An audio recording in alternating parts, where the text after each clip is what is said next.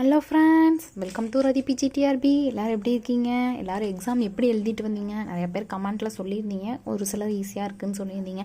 But எந்தெந்த மேஜருக்கு easy, Tamil எல்லாருக்கும் ஈஸியாக அப்படிங்கிறத கமெண்ட் பண்ணுங்கள்.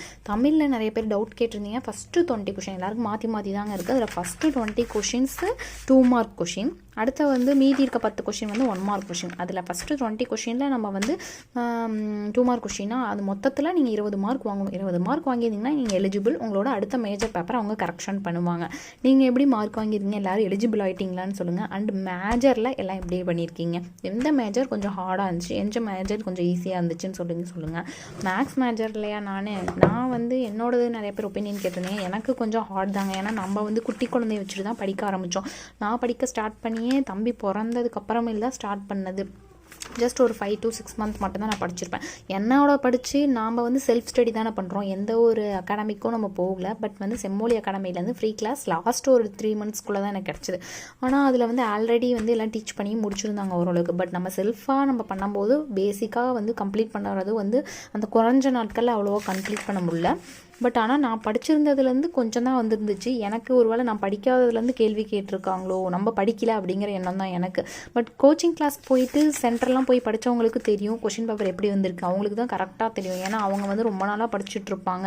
அந்த மாதிரி ரொம்ப நாளாக எக்ஸாமுக்கு படிக்கிறவங்களா இருக்கிறவங்களா இருந்தாலும் சரி, நான் நல்லா தான் படிச்சிருந்தேன், கொஷின் அவுட்லேருந்து வந்திருக்கு அப்படிங்கிறவங்களா இருந்தாலும் சரி, நீங்கள் கமெண்ட் பண்ணுங்கள். ஏன்னா பேசிக்காக எல்லாருக்கும் எப்படி கொஷின் வந்திருக்குங்கிற டவுட் இருக்கும்.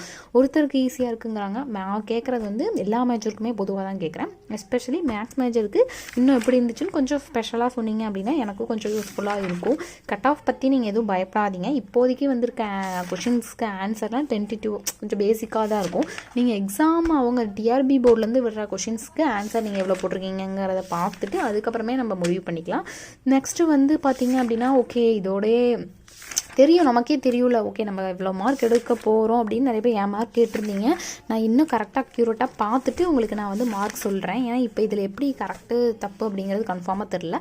தமிழ் எலிஜிபிள் ஆகிட்டேன். பட் அதுக்கப்புறமே பார்த்தீங்க அப்படின்னா ஜிகேலாம் பொதுவாக மீடியம் தாங்க. ஒரு 10க்கு ஒரு 5 அந்த மாதிரி தான் என்னோடது கரெக்டாக இருந்துச்சு. சைக்காலஜி இன்னும் கரெக்டாக பார்க்கல. நான் எது கரெக்டாக இருக்கும் அப்படிங்கிற மாதிரி எண்ணி பார்த்துட்டு நான் டிஆர்பி போர்ட்லேருந்து ஆன்சர் சொன்னதுக்கப்புறம் நான் உங்களுக்கு கன்ஃபார்மாக பார்த்துட்டு சொல்கிறேன்.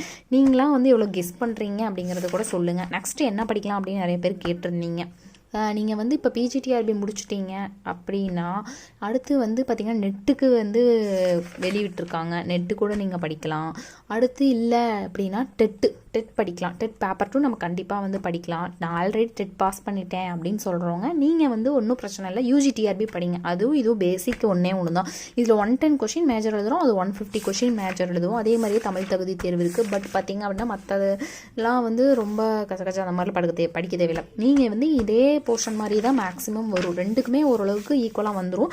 ஸோ உங்கள் எல்லாருக்குமே யூஜிடிஆர்பி ரொம்ப ஈஸியாக இருக்கும். காலேஜ் டிஆர்பி எல்லாத்துக்குமே நீங்கள் இனிமேல் படிக்கலாம். நான் என்ன படிக்கலான்னு பார்க்குறேன் அப்படின்னா டெட்டு பேப்பர் 2 அதுக்கு தான் நான் படிக்க போகிறேன்.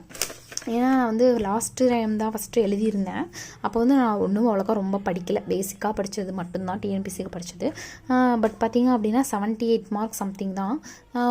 பாஸ் பண்ணுறதுக்கு 4 மார்க்கோ என்னமோ கம்மியாக போயிடுச்சு. ஸோ இந்த 30 விடக்கூடாது. இனிமேல் ஸ்டார்ட் பண்ணுறோம். இந்த நெக்ஸ்ட் நான் டைம் டேபிள் போட்டு படிக்க ஸ்டார்ட் பண்ண போகிறேன். எத்தனை பேர் என் கூட சேர்ந்து டெட் படிக்க போகிறீங்க அப்படிங்கிறதையும் கமெண்ட்டில் சொல்லுங்கள். உங்களுக்கு டைம் டேபிள் வேணும்னாலும் சொல்லுங்கள். நான் போடுற டைம் டேபிளை கரெக்டாக பேலன்ஸ் பண்ணி நம்ம எல்லாருக்குமே யூஸ்ஃபுல்லாக இருக்க மாதிரியும் போடுறேன். நீங்கள் எத்தனை பேர் டிஆர்பி முடிச்சுட்டு நெக்ஸ்ட்டு டெட்டும் நான் ஆல்ரெடி கம்ப்ளீட் பண்ணிட்டேன், இப்போ யூஜிடிஆர்பி படிக்க போகிறேன்னு சொல்கிறவங்களும் இருந்தாலும் சொல்லுங்கள். கமெண்ட்டில் சொல்லுங்கள் என்ன படிக்க போகிறீங்க அப்படின்னு. இல்லை நிறைய பேர் நான் குயிட் பண்ணுறீங்க, அது வேணாம். உங்களால் முடிஞ்ச அளவுக்கு நீங்கள் ட்ரை பண்ணிகிட்டே இருங்க. ஒவ்வொரு எடுத்தோன்னே வெற்றி பெற முடியாது இல்லையா? ஒவ்வொரு தோல்வியும் நம்மளோட வெற்றியோட முதற்படியாக நினச்சிக்கலாம். அந்த ஒவ்வொரு படிக்கட்டை நம்ம செதுக்கிட்டு போகும்போது கண்டிப்பாக ஒரு நாள் வெற்றி நம்ம கையில் கிடைக்கும். அதனால் யாருமே மனம் தளர வேணாம். மார்க் குறைஞ்சிச்சு, நான் படிச்சுட்டு வந்த கொஷின்ஸ் தான், அந்த கொஷின் தான் வந்துருந்துச்சு, ஆனால் என்னால் ஒழுங்காக அதை போட முடியல, நான் மாற்றி ட்ரீட் பண்ணிட்டு வந்துட்டேன், அந்த மாதிரி சொல்கிறவங்களும் இருப்பாங்க. அந்த மாதிரி இருந்தாலும் ஓகே, நம்ம மனசை தளர விடக்கூடாது. எல்லாருமே மோட்டிவேஷனோடு எழுந்து அடுத்தது நம்ம படிக்க ஸ்டார்ட் பண்ண போகிறோம். நாளையிலேருந்து நான் Day 1 ப்ராசஸ் டெட்டுக்கு பேப்பர் 2க்கு படிக்க போகிறேன். என் கூட சேர்ந்து படிக்க வரவங்க கமெண்ட்டில் சொல்லுங்கள். நம்ம எல்லோரும் சேர்ந்து படிக்கலாம். எல்லாருக்கும் டைம் டேபிளும் நான் ஷேர் பண்ணுறேன். ஓகேங்களா? இந்த வீடியோ உங்களுக்கு பிடிச்சிருந்துச்சுன்னா மறக்காமல் நம்ம சேனலை சப்ஸ்கிரைப் பண்ணுங்கள், லைக் பண்ணுங்கள், ஃப்ரெண்ட்ஸ் அண்ட் ஃபேமிலிக்கு ஷேர் பண்ணுங்கள். தேங்க்ஸ் ஃபார் வாட்சிங்.